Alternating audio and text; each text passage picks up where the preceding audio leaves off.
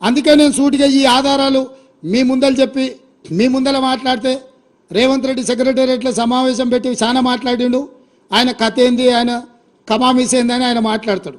అందుకే నేను సూటిగా ఈరోజు మంత్రివర్గ సమావేశం అవుతుంది. అసెంబ్లీ సమావేశాలు ఎప్పటి నుంచి ఉంటాయో సాయంత్రం వరకు మీకు చెప్తాము. అసెంబ్లీ సమావేశాలలో వైట్ పేపర్ ప్రాజెక్టుల మీద రిలీజ్ చేస్తాం, ప్రాజెక్టుల హ్యాండ్ ఓవర్ మీద చర్చ పెడతాం. 48 గంటలు నువ్వు కోరుకుంటే ఇంకెక్కువ కావాలన్నా తలుపులు మూద్దాం, భోజనాలు అక్కడనే పెడతాం, బట్టలు తెచ్చుకో, మేము వస్తాం.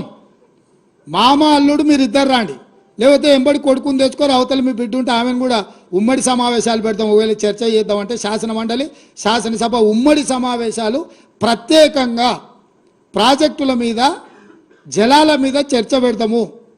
మాకెవ్వరు లేరు, నేను మా ఉత్తమ్ కుమార్ రెడ్డి గారు ఇద్దరమే మాట్లాడతాం. సంబంధిత శాఖ మంత్రిగా వారు మాట్లాడతారు, ముఖ్యమంత్రిగా నేను మాట్లాడతా. చంద్రశేఖరరావు, హరీష్ రావు, తారక రామారావు, కవితారావు నలుగురు మీరు ఒకరి తర్వాత ఒకరు అలచిపోకుంటే ఎంతసేపు అయినా మాట్లాడదాం, చర్చ చేద్దాం. నీకు చిత్తశుద్ధి ఉంటే, నీకు నిజాయితీ ఉంటే ఈ చర్చలకు రాకుండా ముఖం చాటేయకు చంద్రశేఖరరావు. నీకు నిజంగానే నిజాయితీ ఉంటే నీ 10 ఏళ్ల పరిపాలనలో తెలంగాణ ప్రాంతాన్ని, ఎడారిగా ఉన్న తెలంగాణ ప్రాంతాన్ని సస్యశ్యామలం చేయడానికి, పచ్చని పైర్లు పంటలు పండడానికి నువ్వు కృషి చేస్తే పూర్తిగా నదీ జలాల మీద, సాగునీటి ప్రాజెక్టుల మీద చర్చ చేద్దాము. చర్చ జరిగినంతసేపు నువ్వు కూర్చోవాలి.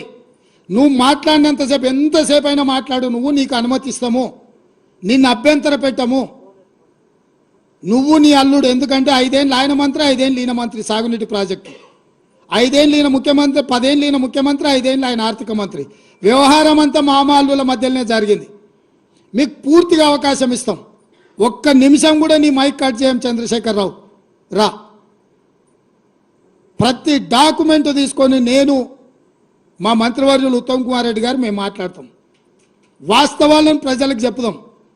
ఎవడు ద్రోహి, ఎవడు దొంగ, ఎవడు లొంగిండు, ఎవడు వంగిండు, ఎవడు ప్రాజెక్టులను తాకట్టు పెట్టిండు, ఎవడు ముఖ్యమంత్రి ఉన్నప్పుడు ఈ తెలంగాణకు అత్యంత ద్రోహం జరిగింది. ఉమ్మడి రాష్ట్రంలో జరిగిన అన్యాయానికంటే, 60 ఏళ్ళు ఉమ్మడి రాష్ట్రంలో జరిగిన పరిపాలనలో జరిగిన నష్టానికంటే చంద్రశేఖరరావు ముఖ్యమంత్రి అయిన 10 ఏళ్లలోనే కృష్ణానది జలాలలో తెలంగాణకు తీరని అన్యాయం జరిగింది. నేను నిర్దిష్టమైన ఆరోపణ చేస్తున్నా.